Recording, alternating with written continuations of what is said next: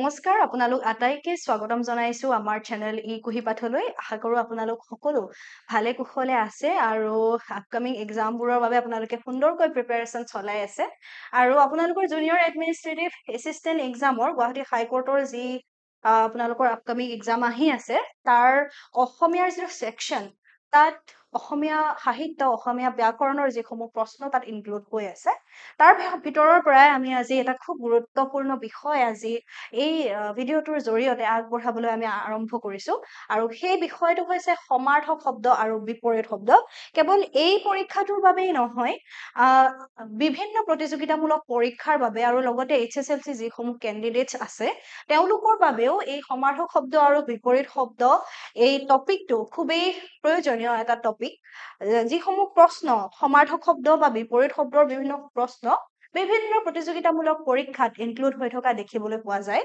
গতিকে আমি একেটা ভিডিওতে সমাৰ্থক শব্দ আৰু বিপৰীত শব্দ দুয়োবিধে আমি অন্তৰ্ভুক্ত কৰিছো আৰম্ভণিতে আমি সমাৰ্থক শব্দ কোনবোৰ শব্দৰ সমাৰ্থক শব্দনো কেনেকুৱা শব্দ হয় সেই সন্দৰ্ভত আমি পঢ়িম তাৰ পাছত আমি প্ৰশ্ন উত্তৰ শিতানলৈ আগবাঢ়িম গতিকে আগবাঢ়িছো আজিৰ সমাৰ্থক শব্দ শিতানলৈ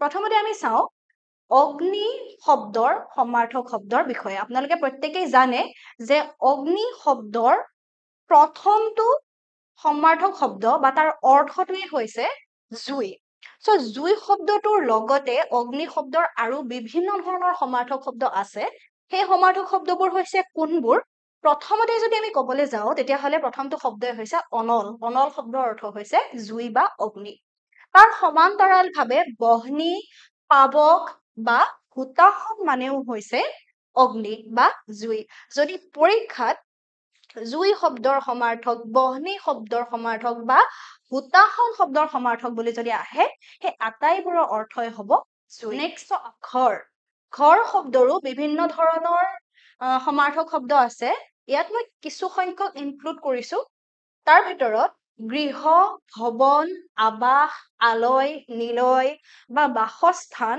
এইবোৰ শব্দ হৈছে গৃহ শব্দৰ সমাৰ্থক শব্দ ঈশ্বৰ শব্দৰ যদি আমি সমাৰ্থক শব্দ কওঁ তেতিয়াহ'লে ঈশ্বৰ শব্দ হ'ব ভগৱান বিধি বিধাতা জগতপতি জগদীশ ধাতা ঈশ পৰমেশ প্ৰভু পৰমেশ্বৰ ইত্যাদি বিভিন্ন শব্দই ঈশ্বৰ শব্দৰ অৰ্থ বহন কৰে নেক্সট নদী শব্দৰ সমাৰ্থক শব্দ হৈছে একেবাৰে কমনটোৱে হৈছে নৈ আমি নৈ বা নদী দুয়োটা শব্দৰে বহুলভাৱে প্ৰয়োগ কৰোঁ তাৰ উপৰিও তটিনী তৰংগিনী প্ৰবাহিনী সৰিত শ্ৰুতশ্ৰেণী বা শ্ৰুতৱতী শব্দয়ো নদী শব্দক বুজায় মেঘ শব্দৰ কিছুমান সমাৰ্থক শব্দ চাওঁ আহক সেইবোৰ হৈছে জলদ জলধৰ ডাৱৰ অম্বুদ নিৰদ আৰু বাৰিদ দিন শব্দটোৱে দিন দিবা বা দিৱস বুজায়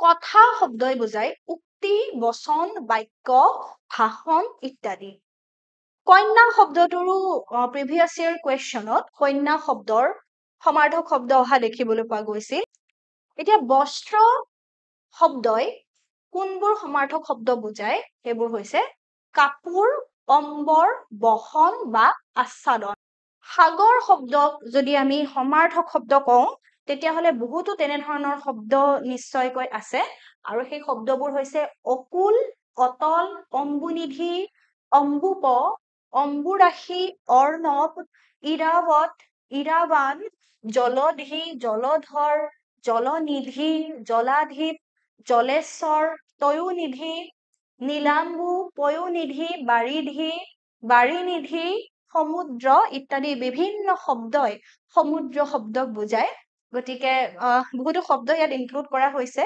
আপোনালোকে মনত ৰাখিব চিম্পলি মনত ৰাখিব অমুক শব্দটোৱে সাগৰ বুজায় আমি যদি জোনাক শব্দৰ সমাৰ্থক শব্দ চাবলৈ যাওঁ তেতিয়াহ'লে জোনাক মানে হৈছে কৌমুদী শব্দই জোনাক বুজায় চন্দ্ৰকান্তি শব্দয়ো জোনাক বুজায় তেনেদৰে চন্দ্ৰকিৰণ চন্দ্ৰকৰ চন্দ্ৰজ্যোতি চন্দ্ৰপ্ৰভা চন্দ্ৰসুধা চন্দ্ৰাৱলী চন্দ্ৰিকা চন্দ্ৰৰশ্মি বা জ্যোৎস্না দীপিকা শশীকৰ এই আটাইবোৰ শব্দই জোনাক শব্দক প্ৰতিনিধিত্ব কৰে অমৃত শব্দৰ সমাৰ্থক শব্দ হৈছে সুধা, পীযুষ বা অমীয় শব্দ। একেদৰে ব্ৰহ্মপুত্ৰ শব্দৰ সমাৰ্থক শব্দবোৰ হৈছে লুইত, বৰলুইত, বুঢ়ালুইত, বৰনৈ আৰু লগতে লোহিত্য। আপোনালোকে লোহিত আৰু লোহিত্যৰ মাজত কনফিউজ নকৰিব।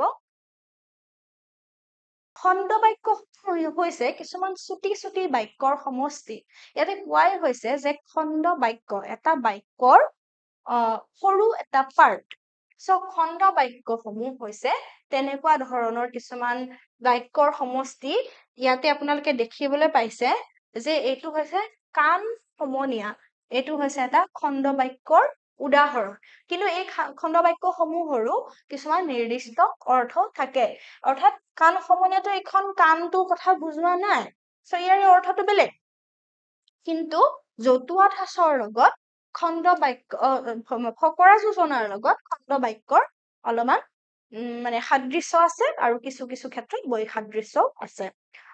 চিম্পলি খণ্ড বাক্য হৈছে চুটি চুটি শব্দৰ সমষ্টি, এটা সম্পূৰ্ণ বাক্য নহয়, সৰু এটা বাক্যৰ এটা খণ্ড। ওকে, খাই পাত ফলা, আমি প্ৰত্যেকেই জানো যে খাই পাত ফলা মানে হৈছে অশলাগী বা উপকাৰীৰ উপকাৰ স্বীকাৰ নকৰা। গাই বাই চা, গাই বাই চোৱা মানে হৈছে যত্ন কৰি চোৱা। চকু চৰহা মানে হৈছে লোকৰ ভাল দেখিব নোৱাৰা। লোকৰ ভাল যিয়ে দেখিব নোৱাৰে সেয়াই হৈছে চকু চৰহা, পৰশ্ৰী কাতৰ। আমি আগৰ এটা ক্লাছত আমি হাত লৰ, হাত লৰ মানে হৈছে চোৰ স্বভাৱৰ।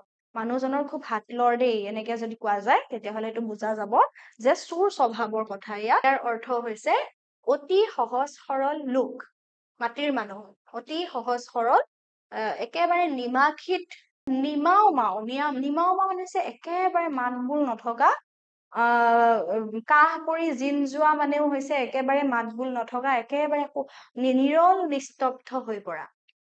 নেক্সট, টোপাই বুৰ মাৰ মানে একেবাৰে সাডেনলি, মানে হঠাৎ মিছা কথা কৈ দিব পৰা, টোপাই বুৰ মৰা। নেক্সট, ডাল দৰিদ্ৰ মানে হৈছে অতি দুখীয়া, এইটো আপোনালোকে নিশ্চয় জানেই। বগলী ভকত, বাহিৰে সাধু কিন্তু ভিতৰে অসৎ মানুহ, যে বাহিৰত দেখাত খুব ভদ্ৰ নম্ৰ কিন্তু ভিতৰে ভিতৰে অসৎ লোক তেওঁলোক হৈছে। ধূলি মাৰ মানে হৈছে ফাঁকি দিয়া।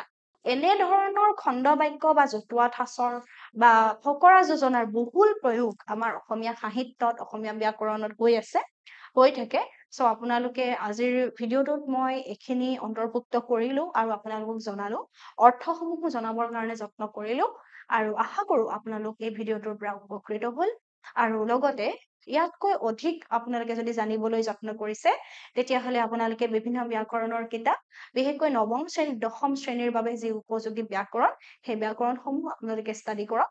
তেতিয়া ইয়াতকৈ অধিক আপোনালোকে নিশ্চয় নতুন নতুন কথা আপোনালোকে জানিব পাৰিব।